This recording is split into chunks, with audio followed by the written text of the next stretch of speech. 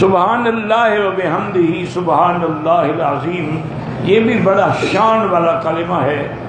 امام بخاری رحمۃ اللہ علیہ نے اپنی حدیث اسی پہ ختم کی ہے، کلمتان خفیفتان علی اللسان حبیبتان الی الرحمن ثقیلتان فی المیزان سبحان اللہ و بحمدہ سبحان اللہ العظیم۔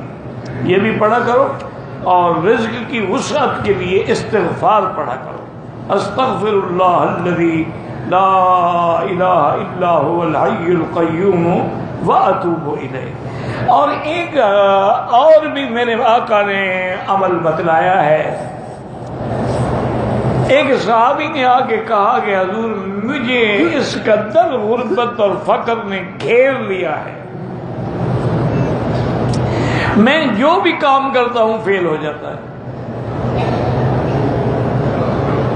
تو حضور نے فرمایا ایسا کرو کہ جب تم دکان میں داخل ہو اور دروازہ کھولو تو وہاں کہا کرو السلام علیکم والصلاۃ والسلام علی رسول اللہ صلی اللہ علیہ وسلم، قل هو اللہ احد اللہ الصمد لم یلد ولم یولد ولم یکن له کفوا احد۔ یہ ایک دفعہ پڑھ لیا کرو، گھر میں جاؤ، دکان میں جاؤ، جب بند ہو، جب پہلی دفعہ داخل ہو تو یہ پڑھ لیں۔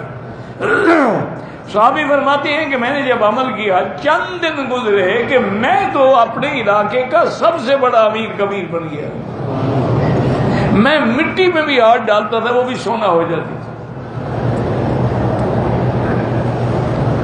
پر یہ ہے مشکل کہ آدمی قرآن حدیث کے وظیفے نہیں پڑھتا۔